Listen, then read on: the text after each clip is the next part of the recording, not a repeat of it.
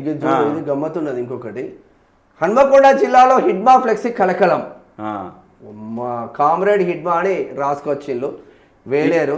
ఇటీవల ఎన్కౌంటర్ లో మృతి చెందిన మావోయిస్టు కేంద్ర కమిటీ సభ్యుడు హిడ్మాకు జోహార్లు తెలుపుతూ హన్మకొండ జిల్లా వేలేరు మండలం సోడాన్పల్లి గ్రామంలో ఫ్లెక్సీ వెలిసింది. గ్రామానికి చెందిన కొయ్యాడ సురేష్ మేకా బుచ్చయ్య హిడ్మా మృతిపై సంతాపం తెలుపుతూ గ్రామ కూడలిలోని ఓ గోడకు హిడ్మా ఫోటోతో కూడిన ఫ్లెక్సీని ఏర్పాటు చేశారు.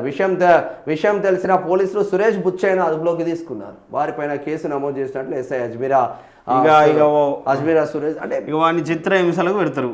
నువ్వు ఎందుకు ఇచ్చినావు? సరే, మావోయిస్టు హిడ్మా పేద ప్రజల కోసం పనిచేసారు. వాళ్లకు ఆ భావజాలాలు ఉన్నాయో మరి ఊర్లలో పేద ప్రజల కోసం ఆ పనిచేసిన బిడ్డగా ఆ అమరుడు అయింది కాబట్టి ఫ్లెక్సీ పెట్టుకున్నాడు. ఇప్పుడు మన కుటుంబ సభ్యులు అమరులు అయితే మనం కూడా ఫ్లెక్సీలు పెట్టుకుంటాం. సంతాప దినాలు ఉంటాయి 11 రోజులు. ఆ కోణంలో ప్రేమగా పెట్టుకుంటాం. దాంట్లో తప్పేముందే? ఇప్పుడు మరి అట్లాంటి వీళ్ళ మీద పాటలే వాడుతున్నారు కళాకారులు. మరి కళాకారుల పైన కూడా కేసులు పెడతారా?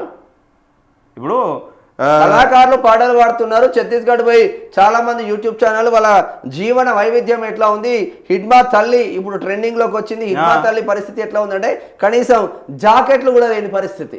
ఇప్పుడు మధుప్రియ గంగ నెత్తురు వారుతున్నది, కర్రే గుట్టల్లో నేల కొరుకుతున్నారు. అది వారుతున్నదని అందరు వాడుతున్నారు. మరి ఇప్పుడు వాళ్ళు పాట పాడితే వాళ్ళ మీద వాళ్ళు కేసులు పెడతారా చెప్పాలి? ఇదేంది?